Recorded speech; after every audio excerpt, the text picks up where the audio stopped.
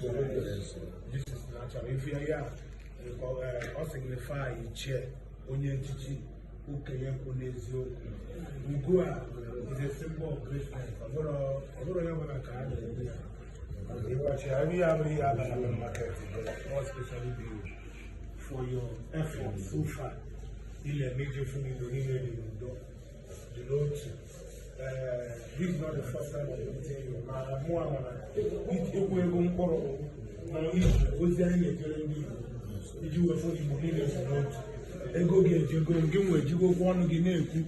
Even I watch a video image I'm going to South Africa. I said, only I will find Igbo.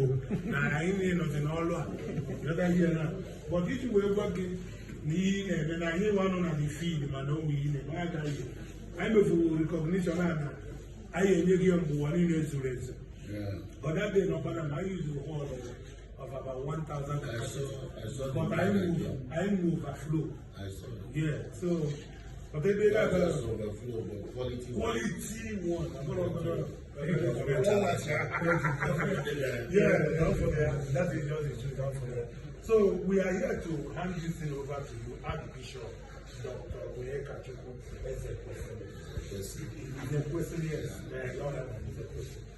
This is Ijurego Goyego. It's merited. When you are what I think, you can you are one hour in Jesus. It's merited. So, God and I say, can I die?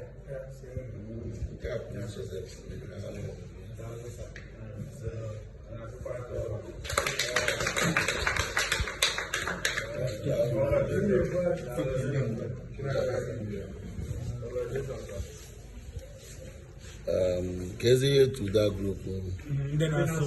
Then I saw behind down in the I am over there one day and I saw and the Granny Purana, Motawa, I ate your language where I say, I have really seen Jesus. The union will be, the bond will be there. Yes, sir. And then I have the great men and women. Of different things right in National Family. You will put it again. And this one was not only that way. I unify the building. When Central Money I get in as one. Oh, it will win.